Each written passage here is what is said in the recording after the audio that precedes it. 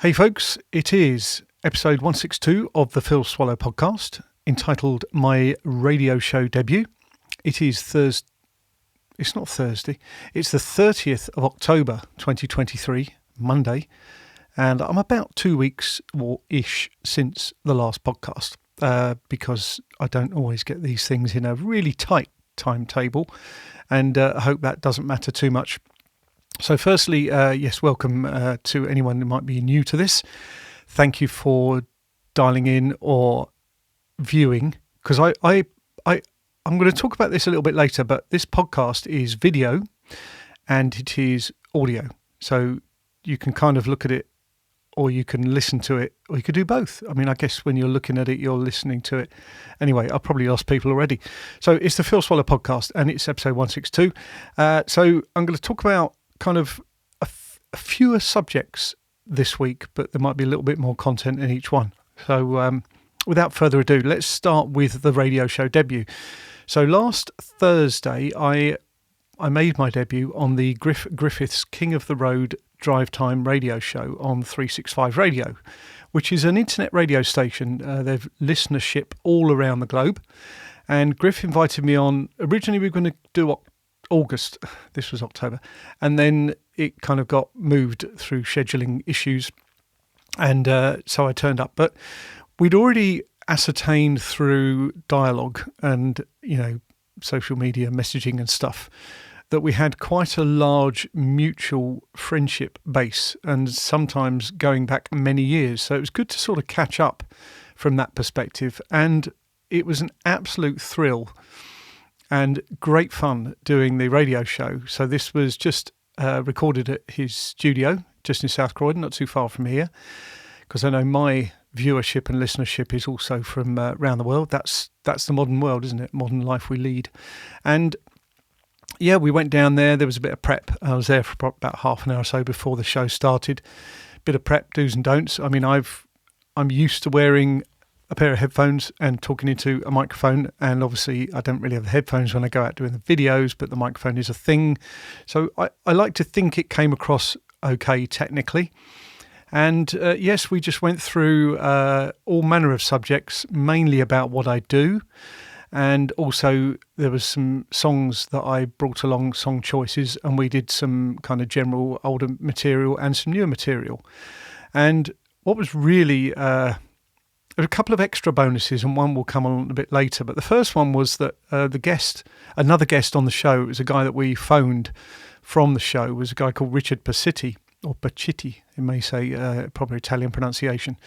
And I thought, I wonder if there's a connection with Pacittis in my side of the family. And long story short, there is. So rolling up through cousins, mum's cousins, and relations thereof. There's a Pacitti family that ran an ice cream business very early on in the last century, and yeah, the descendants kind of flow down both on Richard's side and on my side. So we've since sort of shared some family history information, just emails and stuff, and we're going to get together possibly on another episode of the show, because I think the fact that just randomly this connection came to light meant that there was some interest from the people that were commenting as the show was live. So yeah, that was really cool, actually. I was delighted to, as I say, to be part of that show. And if you missed it, which probably a number of people did, then in the description for this video on YouTube, I'm going to put the link, and I will also post the link on the audio show. Now that's done in the show notes, and it may or may not work well, depending on how you listen to the show. The numbers are sort of higher on the video side of things now, which is great. But I will put the link on there. If it's not clickable, then obviously you can just copy and paste it. And it's a Patreon link, but there's no actual pay element to it. You can listen to it for free. And yes, I'm actually partway through the playback myself, so I'm looking forward to listening to the rest of it. But overall, really, really great fun. But in the conversation that we had about what I do, Griff made a good point, I think, because it was between this as a podcast and the videos that I do, which are very much videos. They're separate to that. Did I look darker than normal on here today? Complete tangent there. No, maybe I need to up the lights a bit or just leave it. I don't know. It just seems a bit weird. So if I'm a bit darker than normal, it doesn't matter. Certainly doesn't matter if you're listening. Anyway, so Griff said about the podcast versus video because he said about the talking heads. Well, this is a podcast. It's just a video way of, some people prefer it, of listening to what I've got to say. But the videos that I do typically are out and about. Sometimes I'm doing them to captions and music, but wherever possible, my aim, my target is to get out there on foot, even if much of the content relates to cutaways and overlays and things. So what I might do for this one, which you'll see already if you're watching it, is put a permanent caption, permanent reference on screen that this is a podcast, just in case there's any kind of difference. And, at the moment, the weather in the UK is awful. We seem to be lurching from one weather warning to the next. It's horrible wind and rain, very, very excessive levels of rainfall. And because of that, and because the nature of my show, my channel is getting out and about, I'm not able to do that currently. So that is a source of frustration, I have to say. It doesn't stop the prep work, and what I can do is not only put together my notes and the material, I can actually start editing something that I've not actually created yet, because there's so many different elements that build into it. So my commitment is to continue to provide something which I hope is kind of educational and entertaining in the same way, in the same breath almost. And I'm just going to make sure that when we get to some good weather, some weather that will allow me to get out of the house for more than an hour without any rainfall, impossible at the moment, that at least I've done all the prep work, so it should speed up the edit and the turnaround. So be warned, at some point there's going to be an avalanche of these. So so that's the plan, to just kind of keep the momentum going, but in a slightly different way. And I think one of the reasons I do this podcast is to at least kind of say, hello, I'm still here, I'm still doing stuff, don't worry. But, maybe it's a chance to catch up on some of the videos as well. Strange things happen because I look at the numbers. I'm just on about 900 and something subscribers at the moment, which is great. It's been a really good year, actually, growing the channel. But also you occasionally get these situations whereby a number of people are viewing a particular video from one source, and I can't always tell what that source is. But from yesterday morning, pretty much throughout the day, with some additional numbers this morning, and my Caterham on the Hill walk and talk video has been viewed by getting over 200 people just in that time. And it says it's Facebook. It says it's an external link, Facebook, that's driving that traffic in a big way. But I don't know what the Facebook site is. And I did a bit of Googling earlier because it's always nice to know. But I don't know.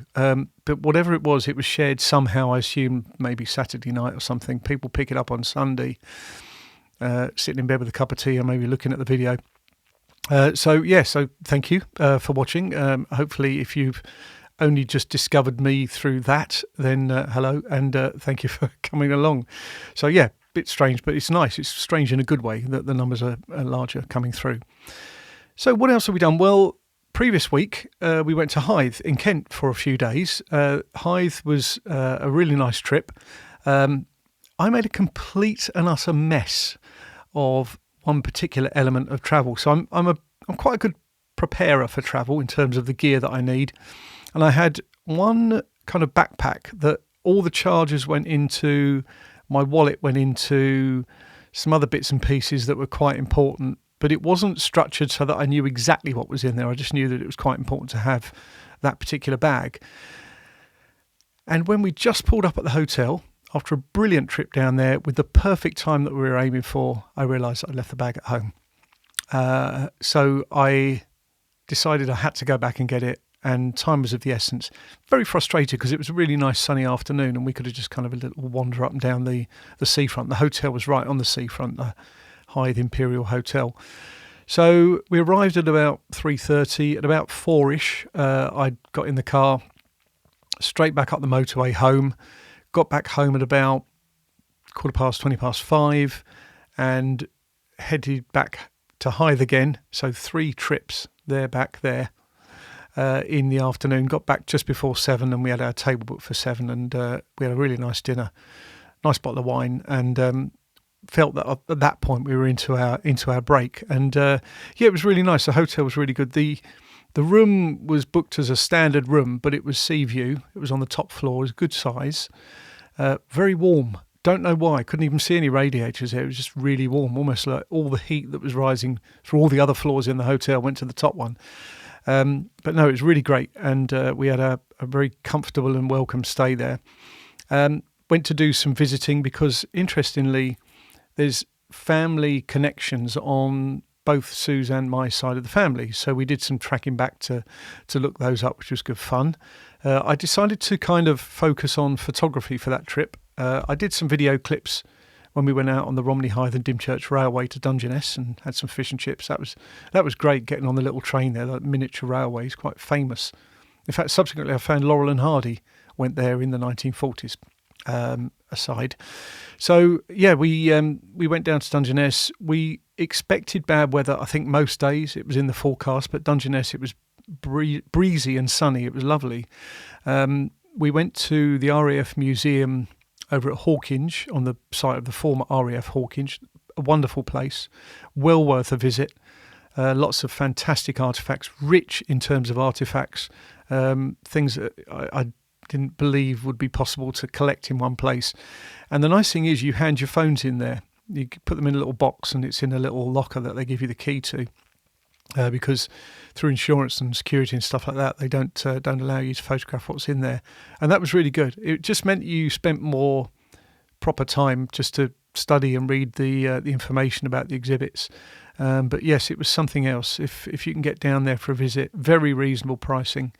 I think our concession price for our age was £9, and that was well worth it. So that's at the site of RAF Hawkinge, the Battle of Britain Museum. So very specific to the Battle of Britain, but there were some other artefacts from other times, sort of slightly earlier than that, other wartime artefacts. Quite incredible. So yes, the weather was a feature, because on our last day prior to coming home on the Saturday, we had plans to go to Folkestone and maybe doing some walking and stuff like that, but it was raining, and because you got the coastal breeze, it was just hammering in, and it meant that we couldn't really safely get out of the car, and it would just been completely unpleasant. So we went inland a bit to the Botolph's Bridge Inn and had some lunch, and I found out subsequent to that, that's where Supertramp, the band, used to spend a lot of time in the early 70s when they were kind of writing and preparing their kind of their onslaught on the music industry, playing darts in the pub and everything like that. So that was quite nice. We had a nice kind of smoked mackerel and prawn and Marie Rose sauce ploughman's, really nice. So that was really good. We then, on the last day before coming home, we just did a little bit of kind of local shopping and spent some time on the Military Canal, just sort of wandering along the towpath there. Is that what you call it? I think it's a towpath. And the Military Canal there goes back to kind of Napoleonic War days, and it's a fantastic little feature there. There were people pole fishing there. And I would imagine it would be a really nice kind of Sunday afternoon walk. You could go along a section of the canal and cross over a bridge, come back and stuff. So really nice. Very quiet town, but really worth a trip. And of course from there, it's very well connected. You know, London is less than an hour on a fast train. Obviously, I know the journey by road because I did it 3 times on the first day. But it was overall really, really nice trip. So thoroughly recommend it. And one of the other things that happened this week, just recently at the weekend, is I met up with another subscriber, and this is becoming a very pleasant regular feature now, meeting up with people who got in contact with me through the channel and stuff. And what I found actually amazing on this was how things are joined together. So when I was talking to Griff on the radio show, he was talking to me about a pilot called Glendon Bulmer Booth, who in the Second World War, he'd actually had quite a successful day the day before, but on the 1st of September 1940, he was hit by a Messerschmitt cannon fire over Tunbridge Way. His aircraft was in flames. His parachute was damaged as a result of that and didn't fully open. He came down in a garden not far from here, and his plane crashed in Kingswood.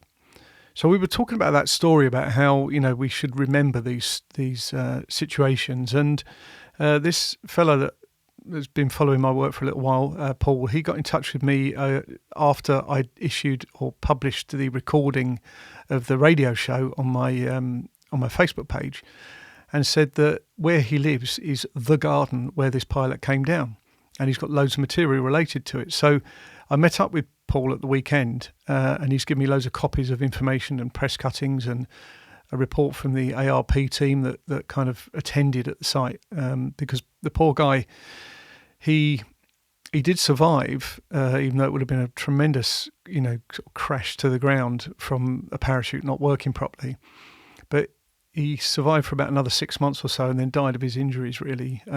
It's quite shocking. So long and short is I'm going to do a video about his story, because as well as it being something that I want to make sure is up there in some sort of element of permanency, which is what hopefully YouTube will be, it's important to kind of recognise these, but also it's something that touches sites that I've visited in the work that I've done so far, the history work, Kingswood, Selsdon. And he was in 85 Squadron. The actual Hurricane he was in took off from Croydon Airport, so that's another connection. So I just wanted to do something that will bring all these together. And also there's some other potential projects in the offing that will come about on the back of the meeting with Paul. So that was really good. Paul, nice to meet you. Thank you very much for your time. And yes, we're going to follow up. I know we'll be working together on that, so that'll be good fun.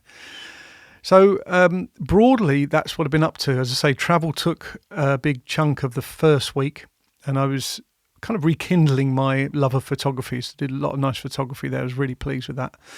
And then after getting back and knowing the journey very well, of course, it was a case of just kind of, getting back after a trip, doing a bit of tidying up. And the bad weather started then, so I've just not had a chance to get out there.